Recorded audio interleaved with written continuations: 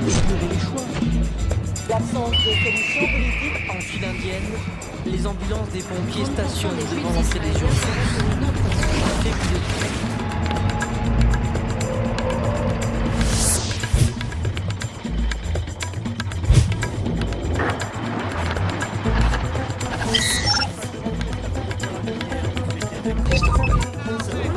ce matin dans le centre d'Istanbul.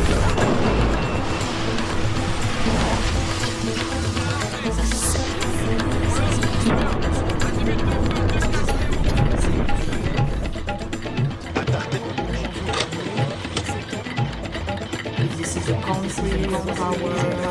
How would you this Les attentats de ce matin mettront sans aucun doute possible.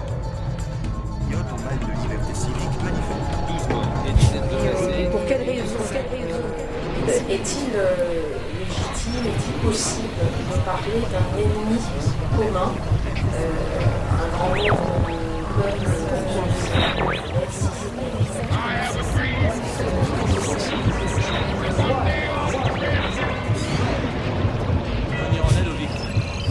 Occupation and colonialism is the enemy of nations.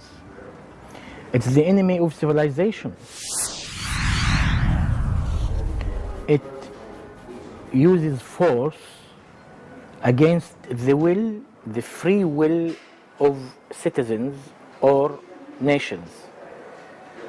It can cause killings, confiscation of land, barring from free movement, make it impossible to have an ordinary life. Aujourd'hui encore, les services de sécurité israéliens ont dû faire...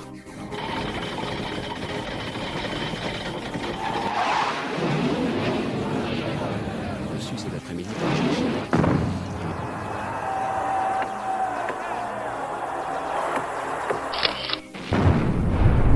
Passion de 600 000 liquidateurs iraniens. L'autre côté de la frontière, c'est l'Éthiopie.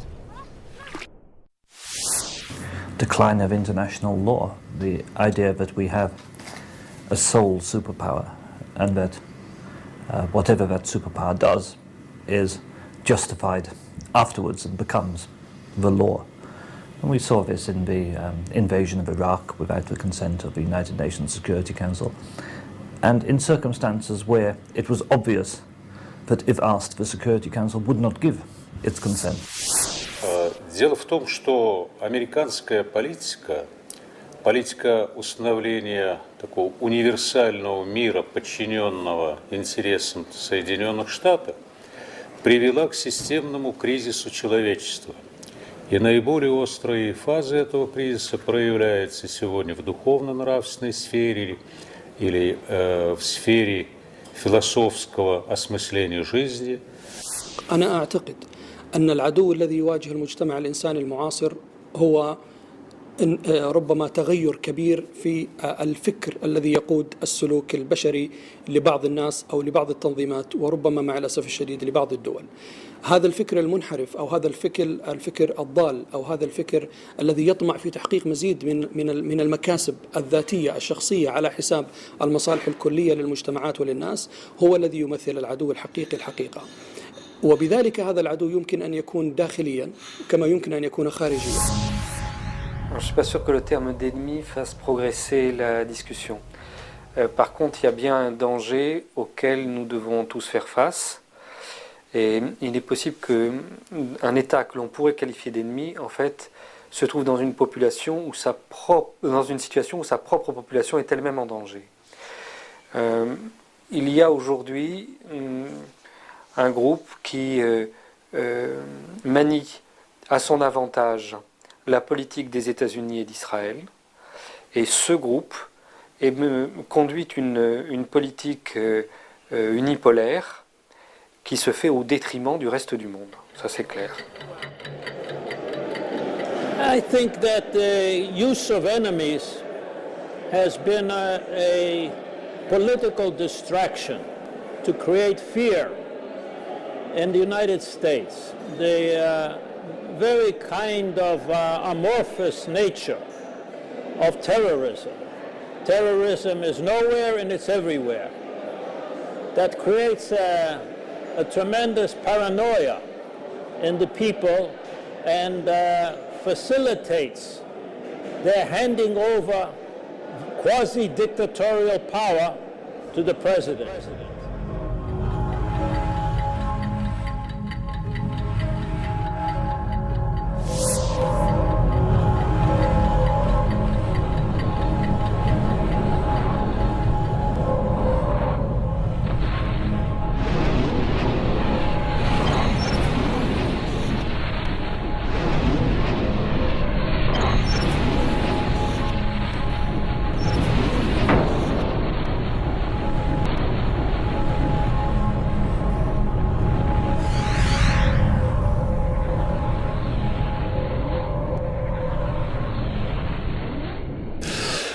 Wir sind in Deutschland eigentlich glücklich, dass wir endlich nur noch Freunde um uns herum haben, sehen aber mit Sorge, dass der Zusammenbruch der Blockkonfrontation zwischen Ost und West innerhalb kürzester Frist durch einen neueren, noch größeren Feind in der Definition der amerikanischen Politik gefunden worden ist, nämlich der internationale terroristische Muslimismus oder muslimische Terrorismus.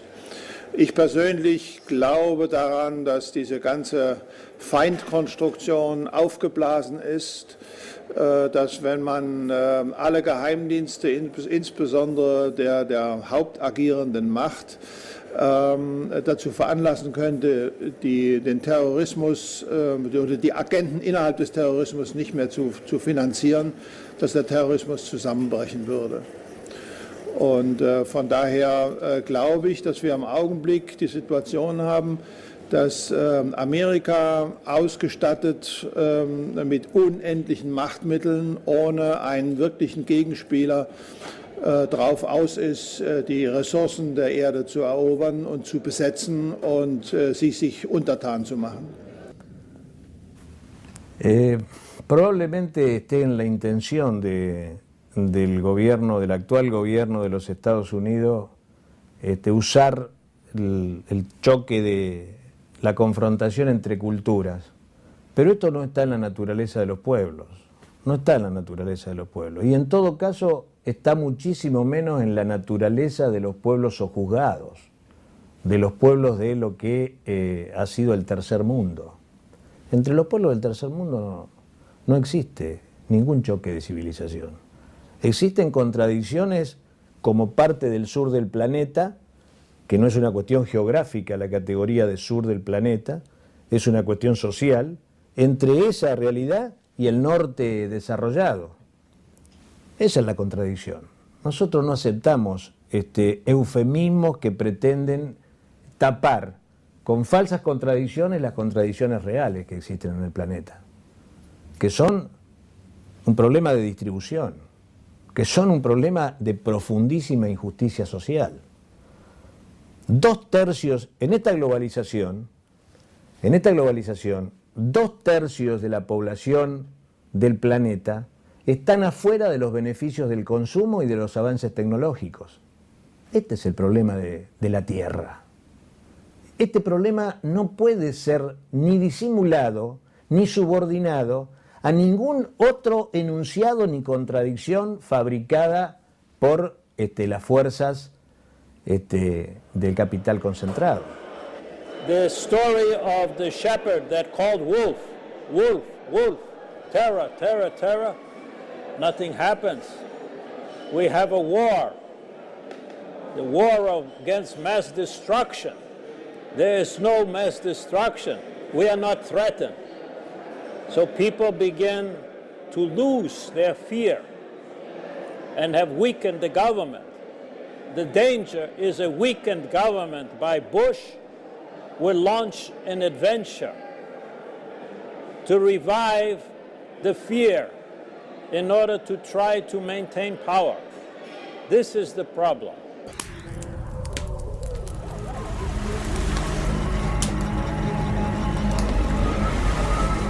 Est-ce qu'il y a une singularité dans cet aspect du pouvoir à l'heure actuelle?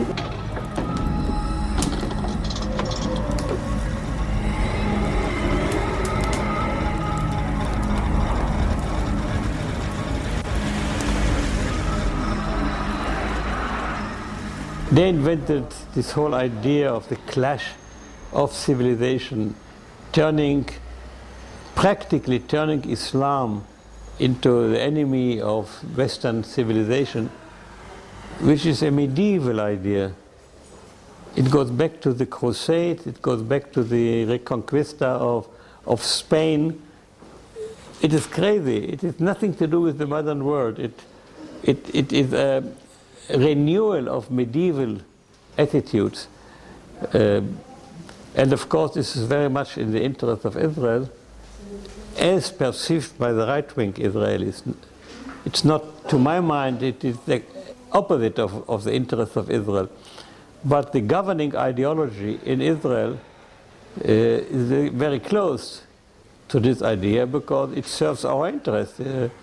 Very simply, if you destroy Iraq, it's one danger less for Israel.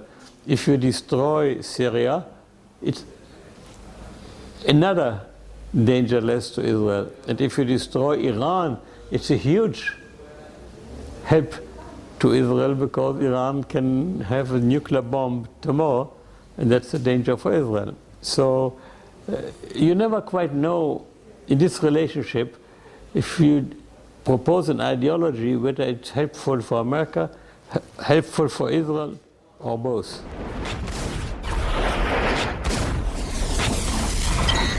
Nous ne reculerons pas, nous ne fléchirons pas et n'accepterons jamais rien d'autre que la victoire totale.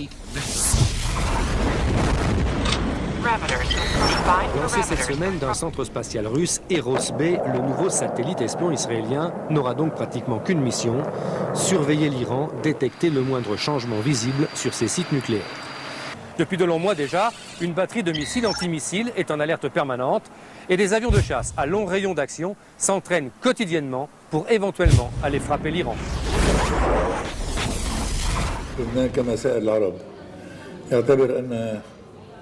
له عدوا واحدا هو إسرائيل.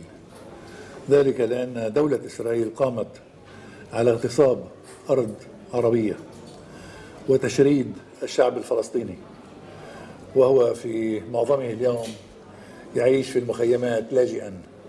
هناك مئات الألوف لا بل ملايين من الفلسطينيين اليوم يعيشون في المخيمات كلاجئين، وهم في هذه الحالة منذ أجيال، منذ عام 48 عند قيام دولة إسرائيل. قبلنا ومستقبلنا بيدينا. الحياة امتحان واللي بيمتحنك معطيك امتحان، اللي زيه ولا مرة كان، واحنا بنسقط بننزل بننادي بعض وين يا وردة قد ما بندبل. 1948, c'est pour les Arabes de Palestine la Nakba, la catastrophe.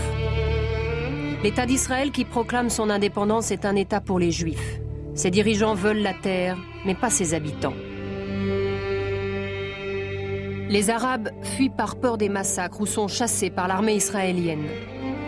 Presque 800 000 Palestiniens quittent leur pays pour la Jordanie, le Liban, l'Égypte ou la Syrie. Ils ne sont que 150 000 à rester à l'intérieur du nouvel État. Jusqu'en 1965, ils vivront sous un gouvernorat militaire qui surveillera et limitera leurs déplacements. Mais ils ont la citoyenneté, avec une mention supplémentaire. Arabe. Un truc qu'on n'apprécie pas suffisamment dans l'analyse des guerres, parce qu'il y a une pensée, surtout à gauche, sur l'influence d'un certain marxisme, avoir des pensées, si tu veux, économistes, de voir toujours, bon, tout ça c'est une question d'eau, de pétrole, de territoire, de tout ça, de ne pas comprendre la dimension symbolique du conflit. La dimension symbolique, c'est que l'humanité des Palestiniens à ce moment-là a été niée, et par extension, l'humanité de tous les gens qui ont pris leur parti au cours du temps. Parce qu'en 1948, ils étaient quand même relativement isolés. Maintenant, le conflit, il s'étend à tout le monde musulman. Quand il y a eu la guerre du Liban, au Bangladesh, il y a un pont qui a été inauguré, on l'a appelé Hezbollah. Donc je veux dire, l'identification se porte à des endroits qui, probablement en 1948, ne se préoccupaient pas tellement de ça. Moi, j'ai été au Mali, j'étais un peu étonné parce que la situation au Mali n'est vraiment pas rose, de voir un monument de solidarité du peuple malien avec le peuple palestinien. Donc, je veux dire, ces gens-là ne sont pas à côté d'Israël, Israël leur a rien fait, mais il y a cette solidarité qui est liée au fait qu'ils considèrent ça comme une oppression coloniale, une oppression raciste, et c'est un peu comme l'Afrique du Sud. C'est pas que la situation est exactement la même, mais l'Afrique du Sud, ça irritait les Noirs dans le monde entier, parce qu'on disait vous êtes pas égaux, vous n'êtes pas comme nous, vous êtes inférieurs.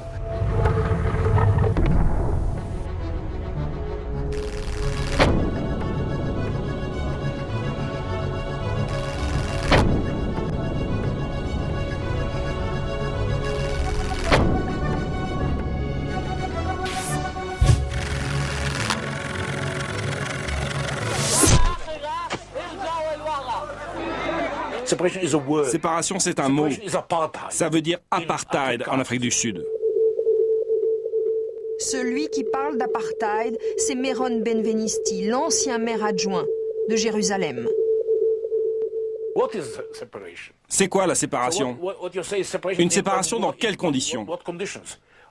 Dans des conditions d'égalité? C'est fantastique. Mais si la séparation veut dire que je vais parquer l'autre dans une réserve d'Indiens, avec une clôture autour, alors la séparation, ça signifie la prison.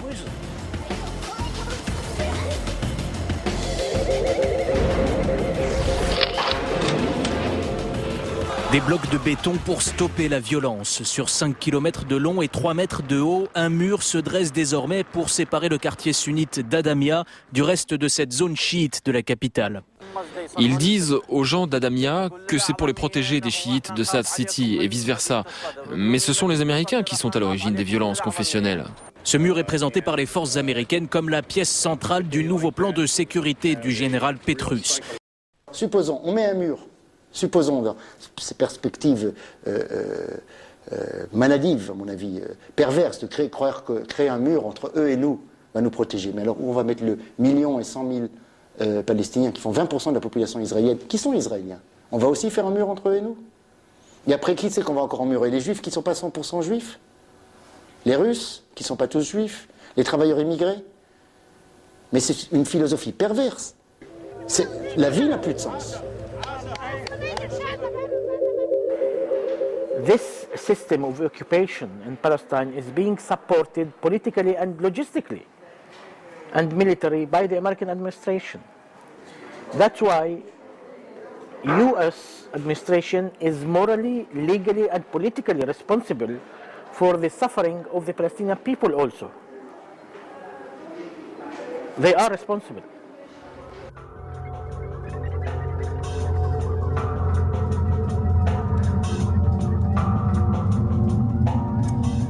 Qui a rencontré il y a quelques minutes Ariel Sharon, entrevue très importante. Le Premier ministre israélien espérait faire approuver. Quels sont les liens entre Israël et les États-Unis? I think Charles de Gaulle said that, or maybe it was Palmerston who first said that nations don't have friends, they only have interests. This is not quite true. There are things which go beyond interest. The national narrative of Israel is very similar to the national narrative of the United States. The United States is based on genocide, on the destruction of the Native Americans. Then there came slavery. The United States economy for a long time was based on slavery, and they needed an idealist ideology in order to keep their self-respect. So they created this mythos of the chosen people from Europe coming to a savage country inhabited by savages, and these courageous pioneers coming and turning the American land into a paradise from nothing. This is very similar. We in Israel, we did not commit genocide, and we did not have slavery, but we displaced the Palestinian people And we have this mythos of these persecuted Jews coming from Europe, very hard-working pioneers, turning the desert into paradise. And this is very similar, and I think there's a basic affinity between the national ethos of the United States and the national ethos of Israel. And this is beyond the interest, this is a very close connection.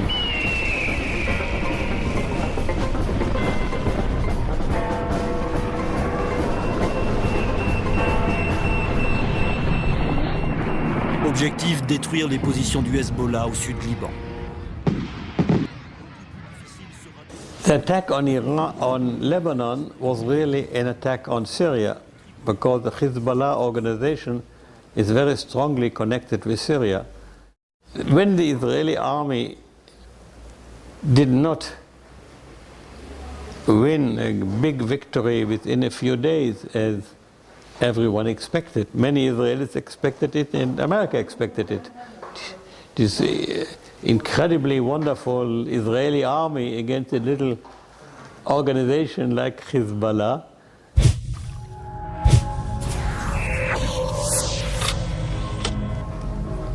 What happened was that the Israeli army was not suited to fight against guerrillas, much as the American army is unsuited to fight guerrillas in Iraq, exactly the same.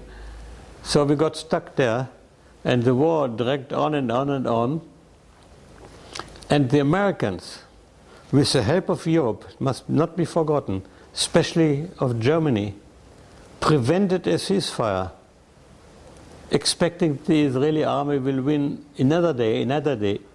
And only after it became quite clear, after 33 days, which for our wars in the Middle East is a long time, that we are not going to win. Only then the Americans imposed a ceasefire. So this whole, you could say that this whole adventure was controlled by the United States. I think that there is no state in the world that gets so much aid from the United States, mainly military aid, like Israel. There's not a single weapon in the world that we don't get from the United States. It has a price. It had some meaning before when Israel was really in a danger. But Israel is not in a danger anymore. And I wish we would have got less from the United States. I don't think it makes any good to Israel. Most of the leading politicians receive money from the pro-Israel lobbies, mainly major Jewish organizations. The Democratic Party, 50% of their electoral financing comes from wealthy Jewish donors who identify with Israel. So this is a very key factor. How do you explain the state of Israel getting more funding than all of Africa, Asia, and Latin America, with a per capita income of $20,000 per year? You cannot explain the concessions, military, financial, without understanding the influence of the pro-Israeli lobby and political people in the government, not so outside, inside the government. So this has become a formidable factor in shaping U.S. policy in the Middle East. One example. Le FBI enquête sur un proche collaborateur de Donald Rumsfeld, soupçonné d'avoir transmis aux fidèles alliés des États-Unis des documents confidentiels portant sur l'Iran et sur l'Irak. De là à voir Israël influencer la politique étrangère américaine, il n'y a qu'un pas que plusieurs médias américains ont franchi. Gwenaëlle Lenoir. Un espion dans la forteresse Pentagone. Selon le Washington Post, l'enquête porte sur un fonctionnaire travaillant avec le numéro 3 du Pentagone, Douglas Feith. Parmi les documents confidentiels livrés à Israël, les délibérations de la Maison-Blanche sur l'Iran. L'espion a également participé à l'élaboration de la politique sur l'Irak. Mise en cause aussi pour avoir servi d'intermédiaire, l'EPAC, groupe de pression pro-israélien très actif à Washington. While the arrest took place, AIPAC had a national congress. And who attended the congress of this spy organization? Hillary Clinton, leaders of the Republican Party, Condoleezza Rice. Can you imagine anywhere in the world the top leaders in the government and opposition attending the national convention of an organization led by two indicted spies? Mais la question du lobby est compliquée parce que il y a évidemment, ça ne peut pas marcher simplement parce que les gens, on ne peut pas imaginer simplement qu'ils payent des gens, d'accord, qu'ils payent les députés, les sénateurs, etc. Ça, c'est pas comme ça que ça marche parce qu'il y a beaucoup d'autres sources de financement. C'est vrai qu'ils contribuent aux campagnes électorales, c'est vrai qu'ils contribuent de façon sélective, c'est vrai qu'ils essayent de punir des gens comme Cynthia McKinney ou Paul Findlay, etc., qui dévient de la ligne du parti et qu'ils vont soutenir leurs opposants et que leurs opposants ont des chances de gagner. Mais ce serait très facile pour un opposant politique, un type qui est victime de ce genre de stratégie, de dire mais mon adversaire est un valet d'un pays étranger, Israël. Si la France faisait ça, ben si la France se met à payer des campagnes électorales aux États-Unis pour avoir des gens favorables à la France au Congrès américain, ben les adversaires dénoncent tout de suite leurs adversaires comme étant des agents d'une puissance étrangère et les autres perdent. Mais faire ça, c'est impossible parce qu'il y a l'autre, et c'est ça où le blocage apparaît, c'est que si on disait ça, on serait immédiatement accusé de conspirationnisme, d'antisémitisme, de je ne sais pas quels autres crimes. Et ça, évidemment, c'est le blocage où là, c'est vraiment l'autonomie de l'idéologie, pour parler en termes marxistes, qui joue, où là, c'est vraiment le blocage idéologique qui est malsain, à mon avis, et qui va finir par sauter, et peut-être de sauter de façon pas très jolie, mais qui est le blocage idéologique majeur aux États-Unis, c'est-à-dire que discuter sérieusement, est-ce que c'est vraiment dans l'intérêt des États-Unis de soutenir Israël, c'est très difficile. Mearsheimer et Walsh l'ont fait, Carter l'a fait, donc il y a des crevasses qui se créent dans le mur, si on veut. Mais, comme dit Coburn, il faut avoir 75 ans, ne pas briguer de mandat électoral et avoir des moyens indépendants. Soros le fait. Soros fait ça. Soros, qui est juif, victime de la guerre et tout ça, il critique le lobby.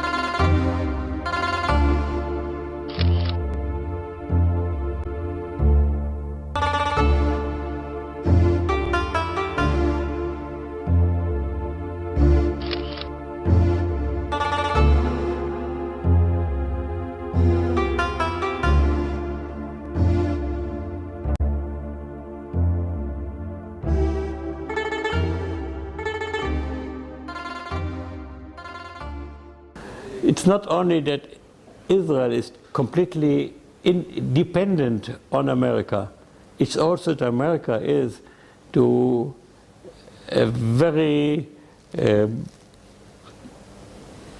long way, I will not say dominated by Israel, that's too strong, but very strongly influenced by Israel, because the pro-Israeli elements in the United States, which are not only Jewish, which are also Christian, evangelical, this is a very, very strong lobby, and no United States government, no Congress, no White House today can do anything which Israel does not want.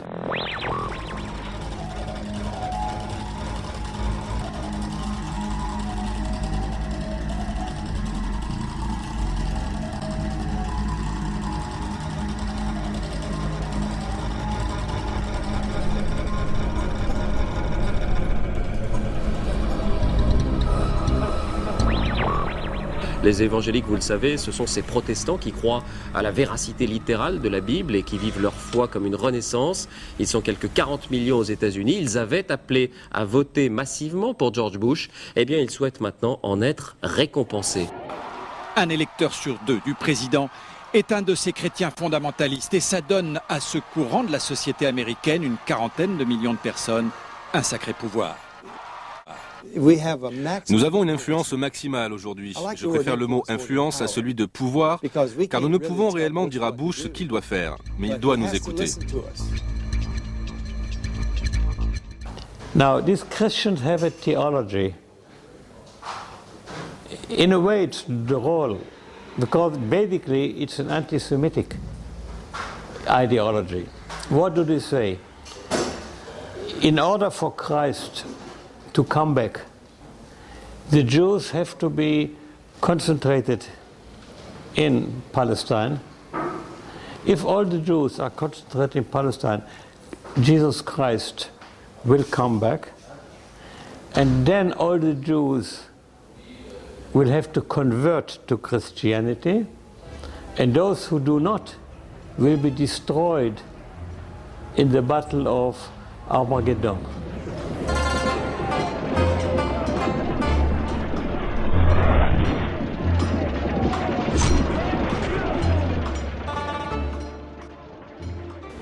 Armageddon is a place in Israel called Megiddo. Now, this is anti-Semitic because it means that the Jews will either become Christians or be destroyed.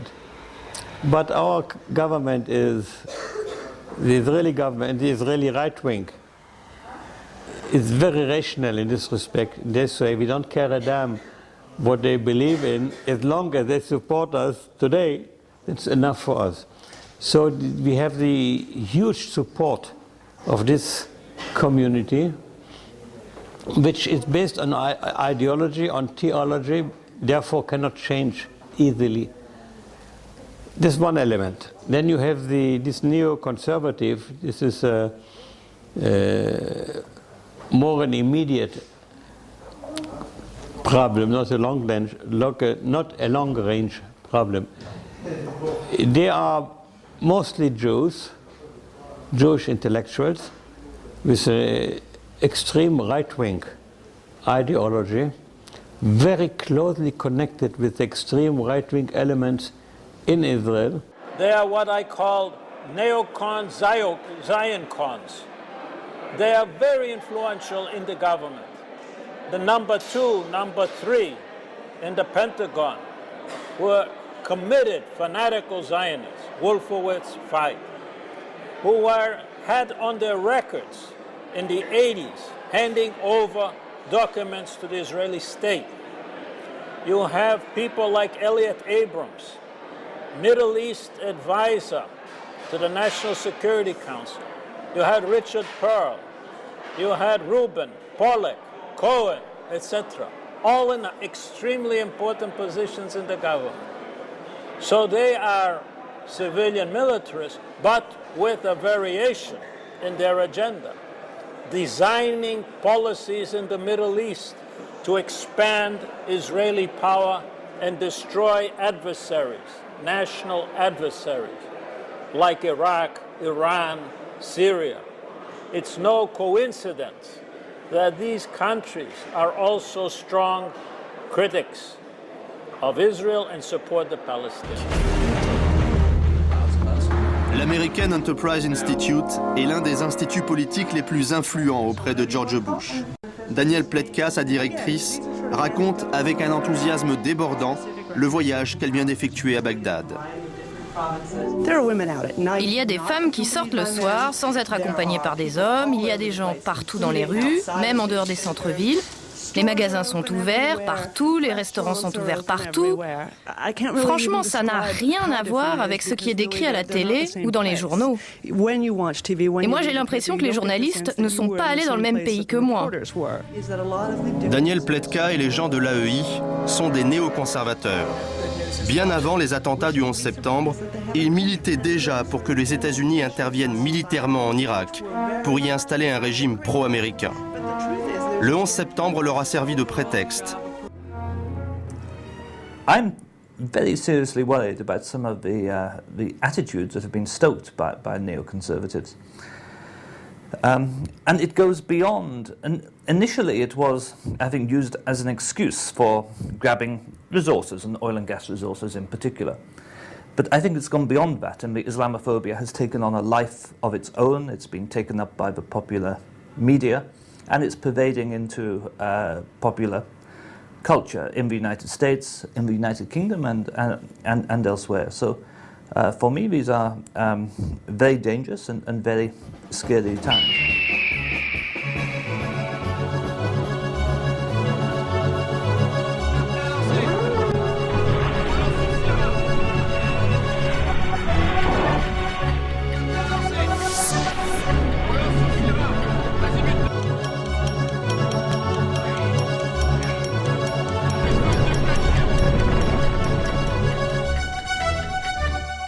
The role of the CIA, the organization of the terrorism, and especially about the September 11th. Ja,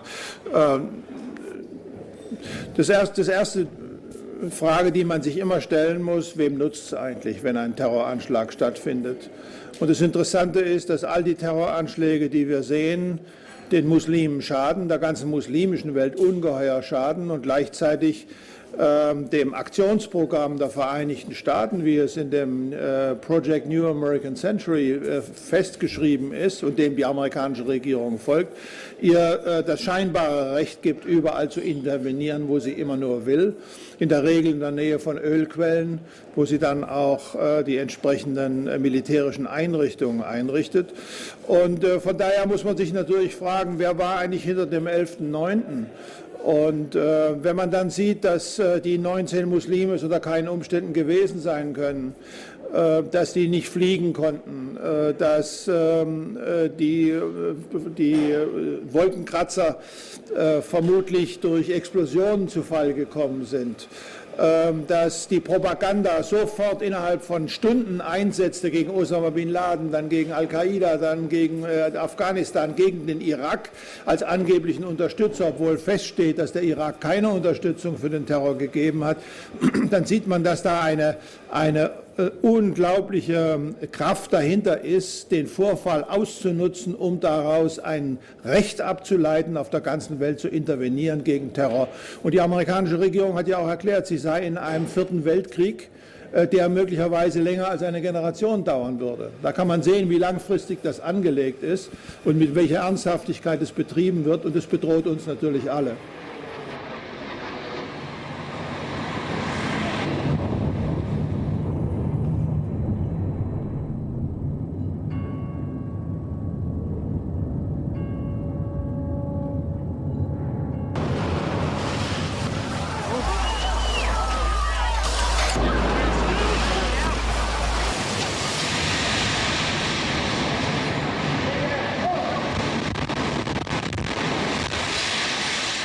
Un cataclysme qui va précipiter les États-Unis dans une guerre qui n'est à ce jour toujours pas terminée.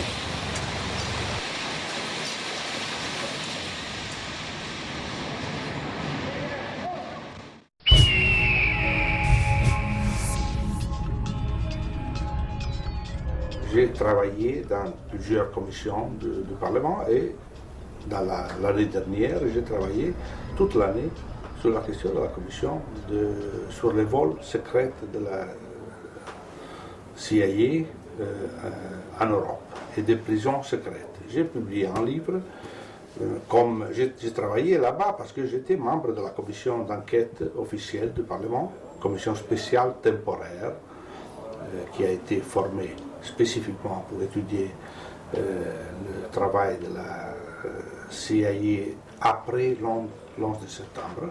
Il y avait beaucoup de députés qui ont vu les documents, qui ont lu les journaux et qui ont compris qu'il y avait une chose très grave, c'est-à-dire que l'Union européenne, en tant que telle, défend les droits humains. Et après, on découvre qu'à l'intérieur du territoire de l'Europe, avec la conscience du gouvernement européen et des services secrets européens, on a violé tous les fondamentaux des droits humains que l'Europe considère comme les comme sa bandière, comme on veut dire, son orgueil et même le moment de fondation. Selon le Washington Post, ces prisons secrètes appelées sites noirs auraient été mises sur pied par la CIA dans l'urgence après les attentats du 11 septembre pour pouvoir y interroger en toute tranquillité les prisonniers. La CIA reste muette aujourd'hui et la Maison-Blanche est très embarrassée. Stephen Hedley, le conseiller de George Bush pour la sécurité, n'a pas nié l'existence de telles prisons ultra secrètes. Il a même souligné que les détenus n'y étaient pas torturés. 15 000 suspects seraient actuellement détenus par les Américains à travers le monde dans des prisons hors la loi, au nom de la lutte antiterroriste. Soupçonnés d'activités terroristes, incarcérés depuis plus de 2 ans, privés d'avocats, les détenus de Guantanamo risquent la cour martiale. Depuis octobre 2001, les gens qui sont au pouvoir aux États-Unis ont fait avaliser par le Conseil Atlantique, donc avec l'autorisation des États membres de l'OTAN, ces opérations dans les pays européens.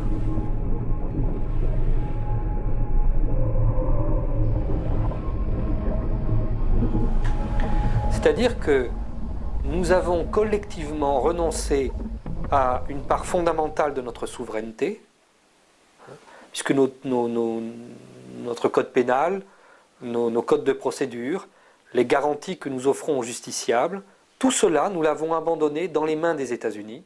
Alors c'est évident que les services secrets de l'Europe entière sont, avec quelques exceptions, mais la plupart sont directement de dépendance de la CIA. Le service secret italien travaille pour la CIA, le service secret allemand travaille pour la CIA, tous les autres, et spécialement les services secrets de l'Europe de l'Est, de l'ancienne Europe de l'Est, de la Bulgarie, de la Roumanie, des pays baltes, de la Pologne évidemment. Ils travaillent. Ils n'ont pas même la possibilité de se défendre parce que la CIA est capable d'être partout. Elle est une puissante organisation, est une alliée dans l'OTAN. Donc c'est évident que l'ordre vient de Washington, de Langley, et ils sont exécutés très fidèlement.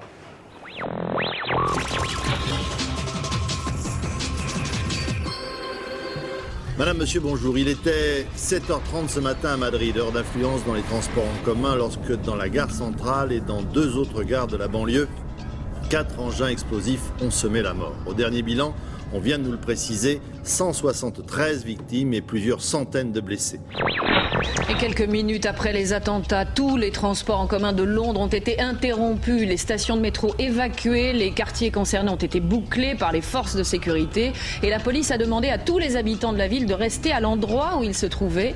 Londres s'est peu à peu transformée en ville fantôme, quadrillée par les forces de sécurité qui redoutaient un nouvel attentat. Also wir sind nicht im Krieg, aber wir sind in der Gefahr, hineingebombt zu werden über psychologische Kriegsführung. Die Madrid-Anschlag, wo der Sprengstoff ja von Geheimpolizei ausgehändigt worden ist, wo der Sprengstoff weitergegeben worden ist durch einen Angehörigen des spanischen Geheimdienstes. Wir haben ganz ähnliche Beobachtungen in Madrid, in London, in 9/11, dass es immer mit hoher Wahrscheinlichkeit manipulierte Ereignisse sind. Wenn es so ist, wie ich unterstelle, oder für wahrscheinlich halte oder überlegenswert halte, dann wäre es das Ziel, in Europa das Gefühl zu verbreiten, es kann jeden Tag, jeden treffen. Und damit die Bevölkerung so zu verängstigen, dass sie wiederum Führer wählt, die genau diese Politik der Amerikaner unterstützen, weil die Botschaft ist, wir können nur gemeinsam den Terror bekämpfen. Deswegen müssen wir auf der Seite der Amerikaner sein. Le principal problème des conspirations, c'est que c'est très rassurant. Et c'est encore ce mythe de la supériorité de l'Occident qui est caché là derrière. Parce qu'eux ne peuvent pas faire ça à nous, eux voulant dire des musulmans déterminés qui n'aiment pas les États-Unis. Eux ne peuvent pas faire ça parce qu'ils sont pas capables, ou bien moralement ou techniquement. Et c'est nous qui avons fait ça à nous-mêmes. Et moi, je suis convaincu que, justement, pour la première fois dans l'histoire, des gens venant du tiers-monde ont attaqué les Occidentaux sur leur sol. Pendant 5 siècles avant, ça a été l'inverse. Je ne dis pas que c'est bien, je ne veux pas justifier ça, mais ça, c'est une partie de la chute de l'Empire, et de la décolonisation, et de la perte de pouvoir. On n'a plus... c'est comme ça. Je veux dire, on n'a plus les moyens de contrôler ces pays, on s'efforce de les contrôler, et on s'étonne qu'il y ait ce qu'on appelle en anglais le blowback, c'est-à-dire le retour de manivelle. Il ne faut pas s'étonner. Et donc je pense que les conspirations, outre leur implausibilité, ont le problème, pour moi, d'être rassurantes. Alors moi, je ne veux pas être rassuré, je pense que la situation n'est pas rassurante. Je pense que l'Occident devrait se rendre compte de sa faiblesse. Et tous les discours qui le rendent tout puissant sont illusoires et dangereux.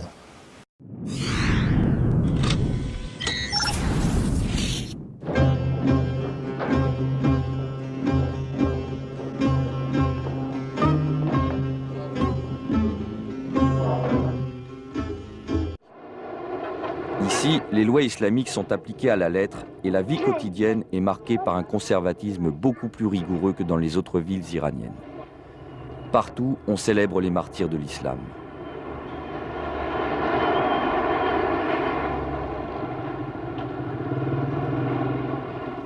Les écoles sont dirigées par les ayatollahs. Théologie, mathématiques, histoire et même médecine y sont enseignées avec une approche islamique. Plusieurs écoles sont strictement réservées aux femmes. À Qom, l'éducation est religieuse mais aussi très politisée. Ici, on fustige l'Amérique et sa dépravation morale.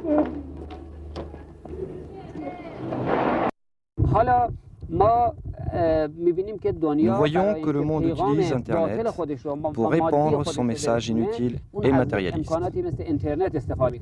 Nous, les musulmans, nous pensons que nous sommes dans le juste chemin. Mais nous croyons que l'impérialisme mondial est au bout de son chemin, car il n'a aucun message à proposer à l'humanité.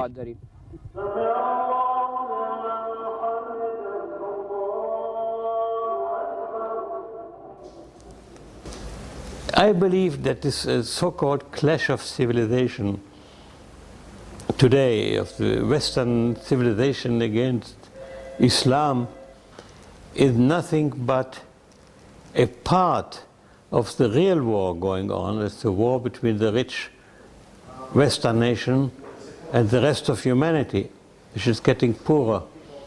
So I think we shall face in the 21st century, if we are not very careful, we shall face a revolt, an uprising of the poor nations against the rich. And such an uprising needs an ideology. And part of these people are using Islam as the ideology of revolting against the rich nations, and first of all of the United States of America, which is one of the richest. It's very natural that the world hates America because the United States did not put any border to the use of power. They are the strongest, and to be the strongest it's fine. But you have to know that there are limits to your power, even if you are the strongest, even if you are the only superpower. They don't know any limit, and it will one day explode in their face. It will not last for long that the United States will continue to behave like it behaves. I'm sure not.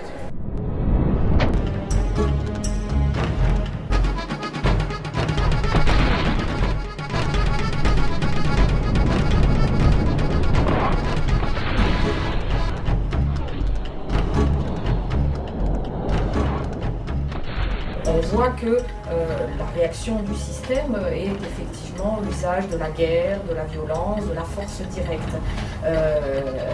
Jusqu'à quand est-ce qu'on va vers un affrontement général? Partout, les États doivent faire face à un grand prédateur qui vient se nourrir chez eux. Et partout, en tout cas presque partout, on fait semblant de ne pas identifier ce prédateur. pour me faire bien comprendre, il faut d'abord décrire la manière dont ce prédateur agit chez nous. Et après, les raisons pour lesquelles, ici même, personne ne dresse d'obstacles suffisants.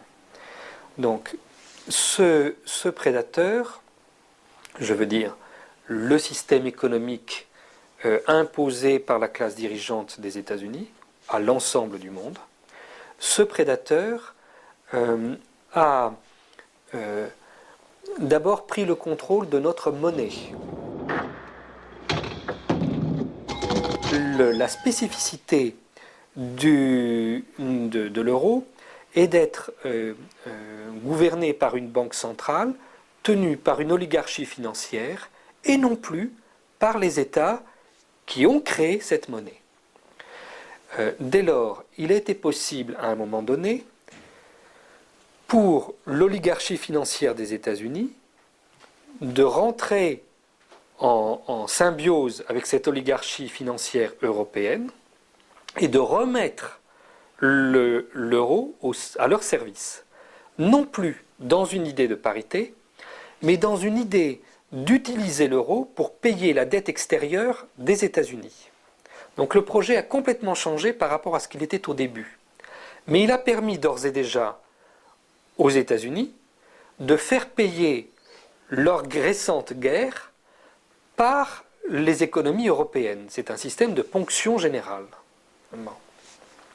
Donc les États-Unis, s'ils le souhaitent, peuvent mener maintenant d'autres guerres. Le système est ainsi conçu que la facture est immédiatement transmise en Europe. Même si les Européens sont contre les prochaines guerres, c'est eux qui les paieront. Sauf révolution de ce système. Les oligarchies financières qui en Europe ont accepté de jouer ce jeu-là en sont directement rémunérées et n'ont donc pas intérêt à dénoncer ce système. Puisque, en définitive, c'est le consommateur à la base qui paye, c'est pas eux qui sont les victimes de ce système. Donc, ce genre de situation se retrouve un peu partout dans le monde avec d'autres leviers que celui de la monnaie.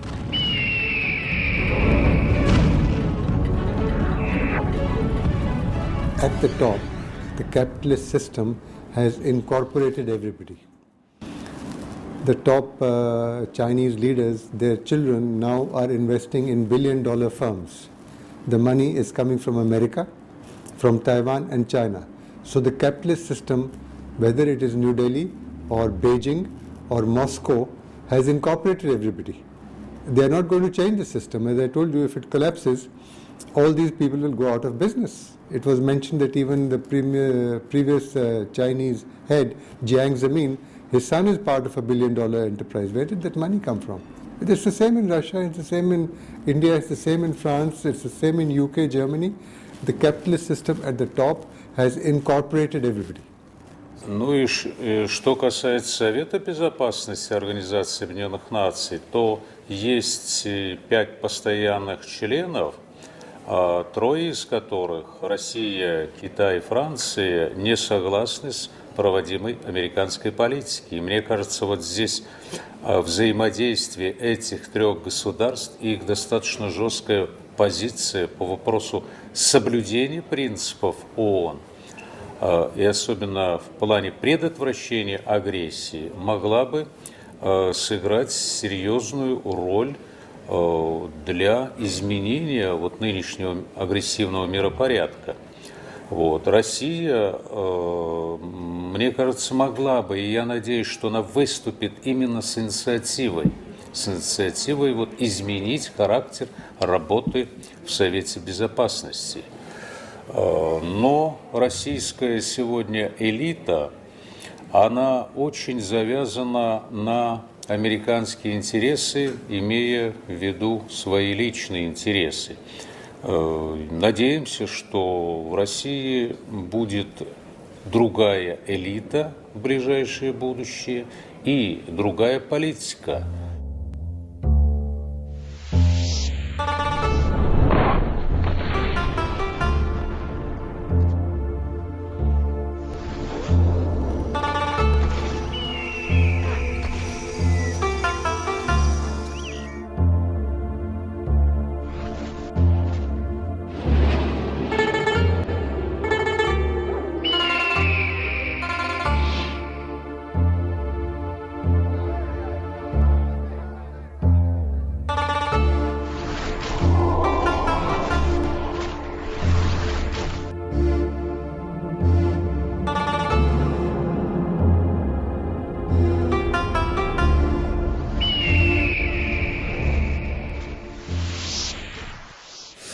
Sie können Napoleon nehmen. Napoleon wollte ja auch eine Weltherrschaft aufbauen, ist zusammengebrochen und hat in der Auseinandersetzung mit England den Kürzeren gezogen. Dann hat England versucht, das zu organisieren und hat nun jeden bekämpft, der wiederum der Herausforderer dieser Position war. Das waren Deutschland und das war Russland. Und haben sie beide gegeneinander gekämpft, sind beide schwach geworden. Und jetzt sind die Amerikaner letztlich die Erben dieser ganzen Art von Politik. Und sie werden versuchen, sich durchzusetzen, indem sie dieses Eurasien entweder so spalten oder unter Kontrolle bekommen, dass sie es beherrschen können. Und sie werden alles tun, um China aufzuspalten, weil China einfach zu groß ist und auch zu klug ist und zu diszipliniert ist. Das ist eine zu große Macht und sie werden darauf setzen und möglicherweise auch Indien, weiß ich nicht, aber China wird auf jeden Fall eines der nächsten Ziele sein. Et avec quels moyens? Qu'est-ce que ça veut dire faire la guerre à la Chine? L'atomiser, oui, ça ils peuvent l'atomiser, mais ils vont atomiser la Chine. Envahir la Chine, ils ne sont pas capables de contrôler une partie, l'Irak, où l'opposition vient en fait de la minorité sunnite. Je ne dis pas que les chiites sont pour eux, mais ils ont quand même ils ont délégué une partie du pays à des milices chiites qui ne sont pas sous leur contrôle, mais qui ne les attaquent pas directement, pas trop en tout cas.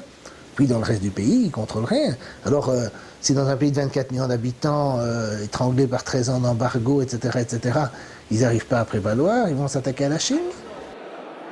The New World Order came out of the Gulf War, the first Gulf War.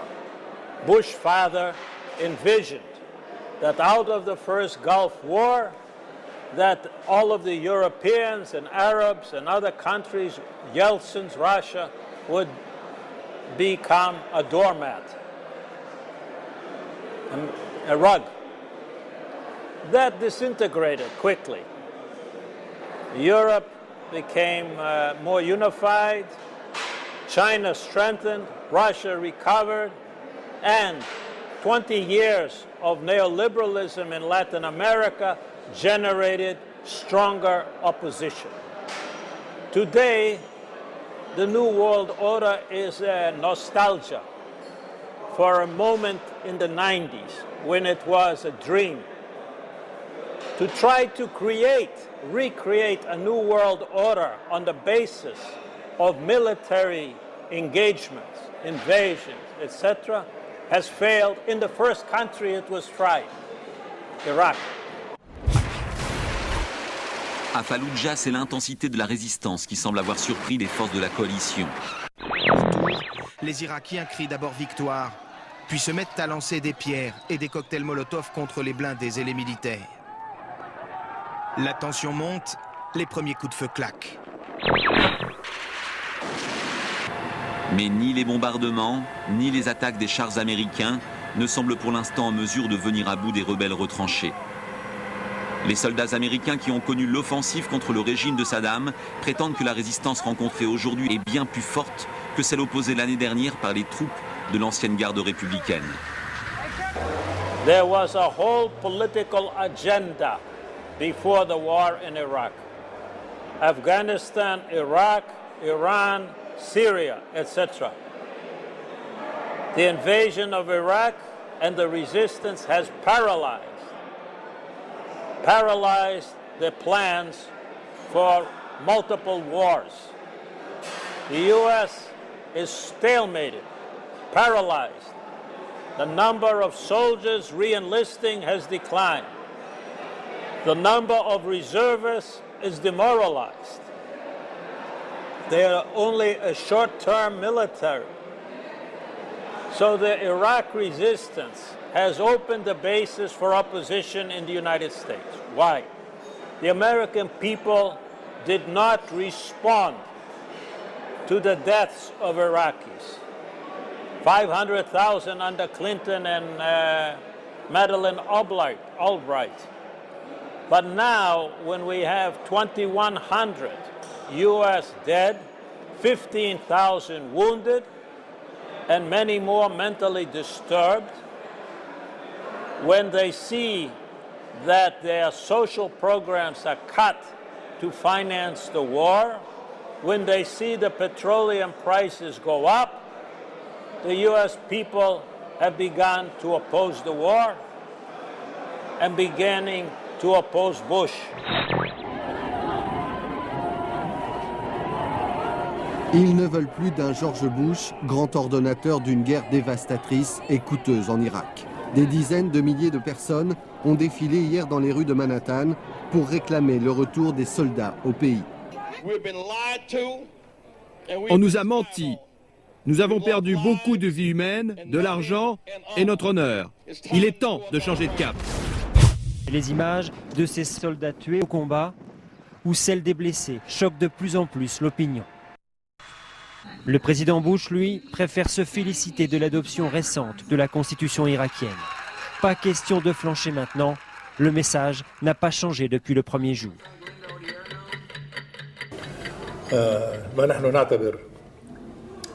أننا في معاداتنا للسياسة الأمريكية إنما نعترض على ما تفعل الإدارة الأمريكية وليس الشعب الأمريكي ونحن في ذلك إنما نجاري أكثر من 60% من الشعب الأمريكي. استطلاعات الرأي البولز استطلاعات الرأي في أمريكا الأخيرة دلت على أنه أكثر من 60% من الشعب الأمريكي ضد سياسة أمريكا في المنطقة العربية في منطقة الشرق الأوسط ضدها يعارضها نحن كذلك.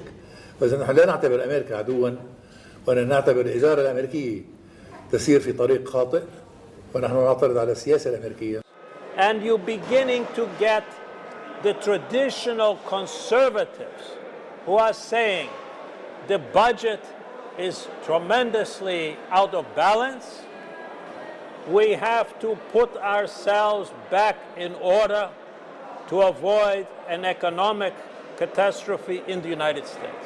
So you have a division in the institutions, division in the conservatives, public opinion opposed. The Democratic Party is divided between Hillary Clinton, who is to the right of Bush. She's more Zionist than Bush. Hillary Clinton is supporting more troops to Iraq. That wing of the Democratic Party is a danger because many progressives don't see clearly that wing of the Democratic Party is as bad or worse than the Republicans. Et donc ils vont avoir un problème aussi lors des élections présidentielles, parce qu'il y a des candidats maintenant dans les deux partis, les démocrates et les républicains, Ron Paul du côté républicain et Mike Gravel du côté démocrate, qui sont vraiment anti-guerre. Je ne sais pas comment ils vont se comporter, mais Ron Paul, il a fait un bon début de campagne. Donc c'est un type très à droite au sens qu'il est libertarien, il est contre l'État, etc. Il est vraiment pour un État minimal, mais il est très anti-guerre. Congressman Paul, I believe you are the only man on the stage who opposes the war in Iraq, who would bring the troops home. I think Reagan was right. We don't understand the irrationality of Middle Eastern politics. So right now we're building an embassy in Iraq that's bigger than the Vatican. We're building 14 permanent bases. What would we say here if China was doing this in our country or in the Gulf of Mexico? We would be objecting. We need to look at what we do from the perspective of what would happen if somebody else did it to us. En aucun cas, les dirigeants actuels des États-Unis ne sont représentatifs de leur propre population. Et en aucun cas, ils ne cherchent à défendre les intérêts ni de leur population, ni même les intérêts nationaux des États-Unis. Le pire est peut-être à venir. On voit ce genre de situation de manière criante quand, par exemple, il y a l'ouragan Katrina qui dévaste une partie des États-Unis. On se rend compte que le gouvernement n'est pas là pour venir en aide à la population. Au milieu d'immondices qui s'amoncellent. Selon les Nations Unies, 400 000 enfants seraient sans abri depuis le passage de l'ouragan. Pourquoi avoir réagi si tard? Pourquoi le gouvernement américain est-il resté tétanisé face à un ouragan dont la puissance dévastatrice était connue 48 heures à l'avance? Au cours des 3 jours qui ont suivi l'arrivée du cyclone, seule une poignée de bénévoles, de pompiers et de policiers locaux démunis ont tenté de porter secours aux sinistrés et de maintenir l'ordre. Mais le monde entier vient en aide au pays le plus puissant du monde. Le Koweït offre ses barils de pétrole, Cuba 1 millier de médecins et l'Afghanistan ou le Bangladesh des dollars. Американцы сломали прежнюю систему мироустройства и сегодня пытается с помощью военной силы, с помощью подрывных действий подчинить себе все остальные страны мира. Но, с другой стороны, мы видим, что эта политика сегодня оборачивается и против американского народа. Вот тот полицейский режим, который Соединенные Штаты пытаются установить в других странах, он устанавливается сегодня и в самих США. Once upon a time, your hometown was safe, but not now. It is possible for a rocket to strike your home, right now, today, right now. And what defense remains? Strength. Strength, ready if we need it. Ils n'ont pas le pouvoir qu'ils croient avoir. Mais évidemment, ça ne veut pas dire que c'est pas dangereux, c'est très dangereux. Des gens qui croient qu'ils ont un pouvoir qu'ils n'ont pas. Hitler n'a pas le pouvoir qu'il croyait avoir, par exemple. Donc, il y a beaucoup de gens qui peuvent se lancer dans des aventures en croyant qu'ils vont gagner, alors qu'en fait, ils n'ont pas les moyens de gagner. Mais ça fait quand même une différence. Et je pense qu'il n'y a pas assez de prise de conscience, je pense, en France particulièrement, de la catastrophe dans laquelle les États-Unis sont, des effets que ça induit dans leur société et des changements que ça va apporter nécessairement. On est encore dans l'idée de la toute-puissance américaine. Alors, il y a des gens qui l'aiment, disons, grosso modo, du côté de Sarkozy, et d'une partie du Parti socialiste, et puis il y a des gens qui ne l'aiment pas à l'extrême droite et à l'extrême gauche, il y a des gens qui ne l'aiment pas en gros, hein, puis dans des gaullistes, enfin il y a un peu dans toute la société, il y a des gens qui n'aiment pas cette hégémonie, mais personne n'a l'air de se poser la question, est-ce qu'ils sont si forts qu'ils ne le disent? J'aime les Américains, j'aime leur énergie, j'aime le fait que tout soit possible. On peut partir de bas et monter haut, on peut être haut et descendre très bas. Bref, à entendre Nicolas Sarkozy, il se retrouve un peu sur ce continent, ainsi que dans la façon dont on y décline le mot liberté, celle d'entreprendre et de croire en sa réussite. Comme problème, je commence à en avoir assez. What do you want? Me to go back to my plane and go back to France? Is that what you want? Dans ce temple des Nations Unies, nous sommes les gardiens d'un idéal. Nous sommes les gardiens d'une conscience. La lourde responsabilité et l'immense honneur qui sont les nôtres doivent nous conduire à donner la priorité au désarmement dans la paix. Le discours de Villepin à l'ONU est une étape historique. C'est une des rares fois où un dirigeant occidental est applaudi par l'ensemble des gens et en fait indirectement par l'ensemble du tiers-monde, parce que les Occidentaux ne sont pas tellement applaudis que ça. Et c'était une occasion de créer en Europe une autre politique vis-à-vis du tiers-monde, une politique ouvertement de coopération, de paix, de fin du colonialisme, fin de revanchisme et tout ça. Et cette occasion a été ratée parce que le discours de Villepin comme de Chirac a été accueilli de façon totalement négative à gauche et à l'extrême gauche en France. Il n'y a pas eu du tout de soutien populaire vis-à-vis de cette chose. Et puis après, eux-mêmes ont abandonné cette ligne assez vite. Donc ça a été bon, eux-mêmes ont dû subir des pressions évidemment à l'intérieur de leur propre parti, et donc où tout le monde n'était pas sur cette ligne-là. Et donc maintenant, avec le courant sarkozyste, le courant gaulliste a été plus ou moins liquidé, mais ça, je pense qu'à ce moment-là, il y avait une possibilité de vraiment dire une fois pour toutes, nous, on n'est pas avec les Américains, on n'est pas d'accord avec leur vision du monde, on est pour un monde multipolaire, on est pour le droit international, on est pour l'ONU, etc., etc., quoi. Ça, c'est une occasion manquée. Ça nous montre quoi? Ça nous montre simplement que nous ne sommes pas dignes de l'idéal démocratique dont nous nous réclamons. Ça veut dire que nous disons tous les jours que les pays européens sont des démocraties, mais que nous ne nous investissons pas suffisamment pour que ce soit vrai.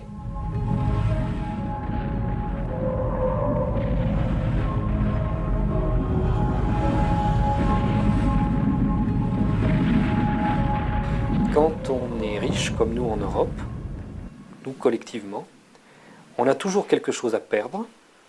Et on devient très accommodant avec des injustices flagrantes. I think the key is in the hands of people, but not directly against the United States, but against their own governments, which co-op with the United States, which collaborate with the United States. If the government of Australia or of Poland is sending soldiers to Iraq, the people of Poland or Australia should protest against their own governments and not against the United States, because their main claim must be against their own governments. Once less governments in the world will stop to collaborate with the United States will be much weaker. Y a mí me parece que en el continente y en el planeta está ocurriendo un permanente ascenso de la participación de los pueblos para resistir, para defenderse, para rechazar esta agresión. Por lo tanto, lo único que nos queda es trabajar intensamente por fortalecer el protagonismo de los pueblos. Y el protagonismo de los pueblos significa, en términos concretos, por lo menos para nuestros países, para los latinoamericanos, mayor organización popular y mayor participación popular. Y eso está ocurriendo en varios de nuestros países. Y está ocurriendo bajo gobiernos que lo favorecen, que es una cosa que hace mucho tiempo que no vemos.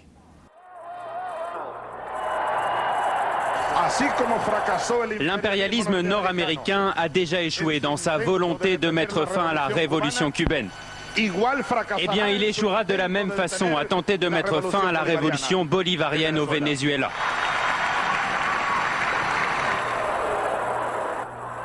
Se han reunido una cantidad de condiciones que nunca hemos conocido y que tienen que ver con una importante sintonía política entre varios de los gobiernos latinoamericanos, en especial la Venezuela de Chávez, el Brasil de Lula, la Argentina con el presidente Kirchner, Uruguay con Tabaré Vázquez, probablemente Evo Morales en Bolivia. Esto plantea una sincronía sumamente positiva que incluyen también elementos o recursos económicos, porque la renta petrolera venezolana, que supera los 40.000 millones de dólares anuales, es un elemento nada despreciable para encarar una integración. À voir ces soldats, on pourrait croire à l'un de ces coups d'État dont l'Amérique du Sud a longtemps été coutumière. En fait, l'armée bolivienne s'installe tout à fait légalement dans une des 53 compagnies gazières ou pétrolières du pays. À partir de maintenant, le pétrole et le gaz sont la propriété du gouvernement bolivien, sous le contrôle du peuple bolivien. C'est la solution aux problèmes économiques et sociaux du pays. Les compagnies étrangères ont à présent 180 jours pour se conformer à la nouvelle loi, à savoir reverser 80% de leurs revenus à l'État. En cas de refus, ces multinationales, dont le français Total, seront tout simplement expulsées. Теперь, что касается российских углеводородов, российской нефти и газа. Знаете, сегодня нефть, газ становятся сильным политическим оружием, причем тем оружием, которое провоцирует и военные действия, военную агрессию. И поэтому Россия должна и обязана использовать эту нефть, во-первых, для обеспечения своей безопасности. А значит, Россия должна весьма дифференцированно поставлять нефть на международные рынки, на мировые рынки. Вот. И, безусловно, Россия, чтобы избежать какого-то давления со стороны Китая, она обязана давать Китаю вот эту отдушину в виде нефти. Во-вторых, Россия должна и в Европе использовать эту нефть, да, на долгосрочной основе, нефть, газ, возможно, электроэнергию, для укрепления безопасности европейского континента. Она не должна давать на эту нефть для проведения агрессивной политики. Я думаю, что Россия именно так будет поступать и в отношении своих соседей, и в отношении Соединенных Штатов. Поэтому мы ожидаем, что будет ограничение российских поставок за океан и будут расширяться поставки своим соседям. وبالتالي هناك إرادة للهيمنة تتم عبر الاستخدام الأمثل لاقتناص الفرص. هذا هو الشق الأول. بالنسبة للشق الثاني، ما الذي يمكن أن نعمله نحن في العالم الإسلامي وفي المنطقة للخروج من هذا المشكل الذي وجدنا أنفسنا فيه أمام الولايات المتحدة؟ أعتقد أن التحالفات اليوم هي الحل الأمثل. دعنا نقول أن الولايات المتحدة الأمريكية، وهي الدولة الأعظم والأكبر الآن على الساحة العالمية، لا تقدم على أي شيء إلا بعد أن توفر عنصرين رئيسيين. العنصر الأول الرجوع إلى مجلس الأمن والاستناد إلى مستند قانوني شرعي دولي مهم جدا وأخذ هذا من مجلس الأمن. الجانب الثاني جمع الحلفاء حولها، فهي تحاول أن تجمع حلفاء من أوروبا ومن آسيا وأفريقيا إلى آخره حتى تقدم على العمل. إذن مواجهة هذا العمل أعتقد أنه يجب أن يقوم على أن نكون قانونيين، وأن نتعامل مع المنظمات الدولية الكبرى وفي مقدمتها الأمم المتحدة وجامعة الدول العربية ومنظمة المؤتمر الإسلامي وخلافه، ثم مع ذلك أيضا أن يكون لدينا تحالفات قوية كبرى مع دول محورية. Russia and China have got together into a strategic partnership, and this is the first time ever that Russia carried out combat exercises along with Chinese troops after 1958. It's after 50 years. And as you know, the Chinese have deployed about nearly $100 billion in Iran over the long term. So the interest of both China and Russia in Iran has reached a point where they are signaling that they would be able to defy America.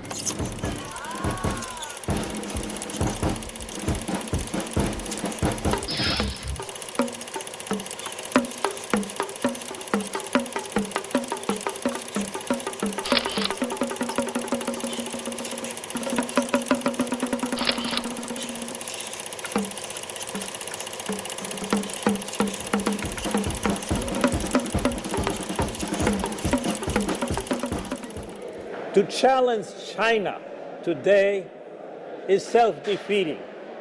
China supports the tremendous deficit in external accounts to the United States. China retires the treasury notes, the US dollar collapses. So there is now a kind of parity, interdependence, that if the US attempts to rupture, destabilize its relations with China and Russia, it will be severely weakened. It would be a Pyrrhic war. So I think we have today a real lack of realism. I'm talking about imperialist realism. Что касается России, Россия сделала серьезный шаг по созданию Шанхайской организации сотрудничества. В эту организацию сегодня входит государства, население которых составляет большую часть земного шара. Это государства представляют различные цивилизации. И вот мне кажется, что Россия, Индия, Китай, Иран, вокруг которых объединятся другие государства и Европы, и Восточной Азии, и Латинской Америки, могут создать альтернативу вот американской диктатуре. И это сегодня уже реальность.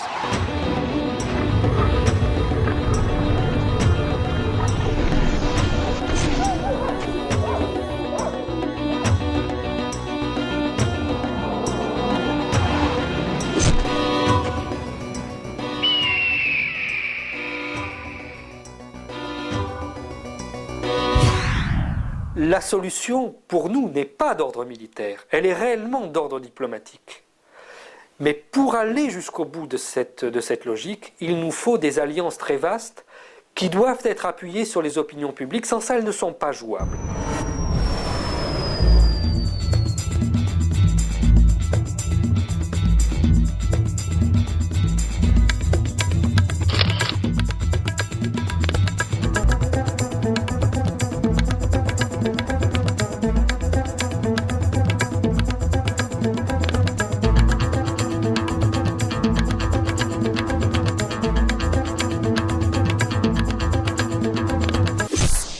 You see, I believe in the force of nationalism. Whether one likes it or not, it is stupid to ignore that there is a very, very strong national sentiment everywhere. It has always been the mistake of utopian ideologies such as communism to believe that you can change human nature by having a perfect system. But even the most perfect system does not function because human nature is as it is. And we must build our ideas for a solution for humanity with the reality of the human being and human society as it is.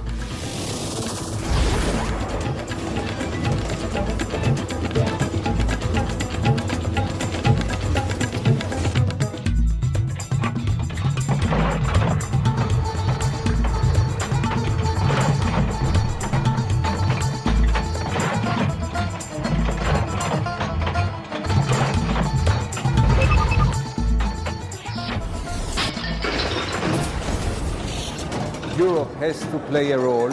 A united Europe can be an answer, but unfortunately Europe is not playing the role. So until there will be a balancing force, and until the Americans by themselves, don't forget there are many Americans who cannot stand this policy. Their voice is too weak. But I think the more bloodshed, the more wars, finally everyone will wake up from this terrible dream.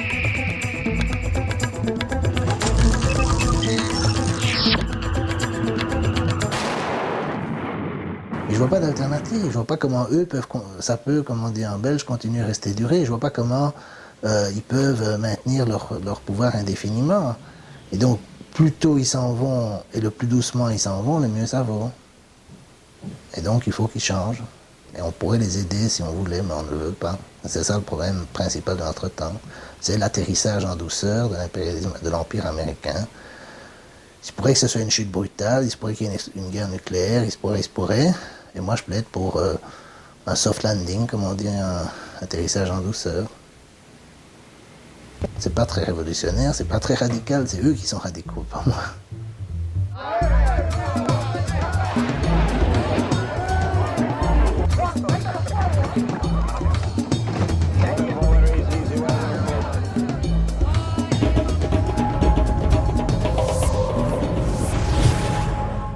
We will have to change direction because I think we will be overtaken by events, regardless of the policies of George W. Bush, America, China, or anybody else.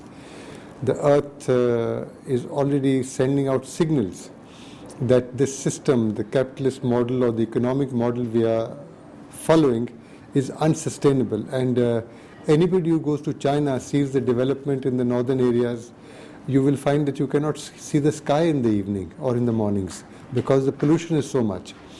And if China was to reach the standards obtaining in Europe or America, if India was to follow course as they're planning to do with the improvement in GDP and economic returns, you require 4 planet Earth.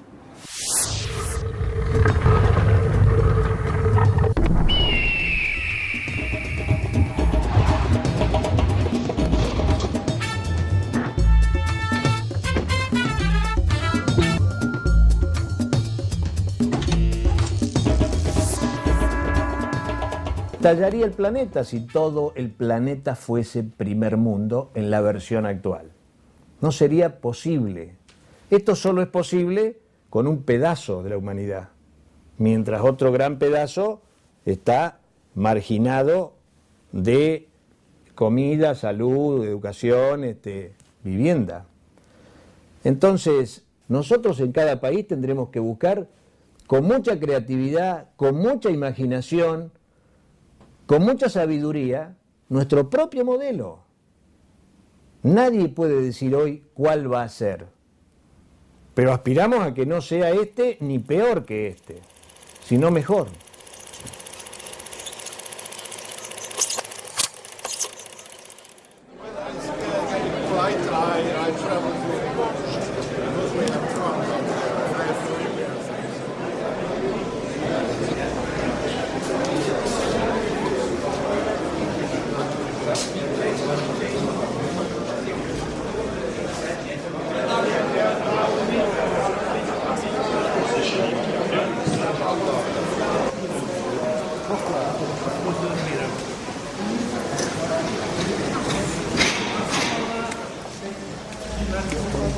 diabolise. Or, la diabolisation, à mon avis, n'a jamais été aussi forte.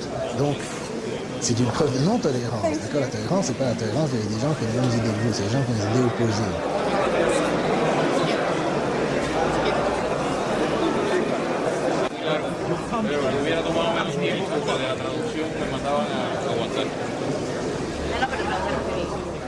Je vais demander à M. Rivacini quel a été l'impact toutefois présenté une autre de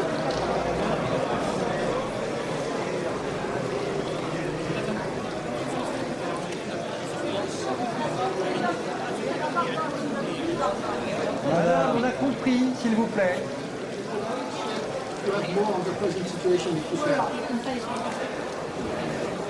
I'm sorry that I can only explain my views and my own way. I cannot explain your views in your way. Je suis désolée, mais je ne peux exprimer mes idées que à ma manière. Et je suis désolée, je ne peux pas exprimer mes idées de votre manière. On n'est pas là pour faire le solutionnisme, Madame, here again the history of silence. Le temps des questions, madame. Et donc, je crois que c'est... agression en Inde.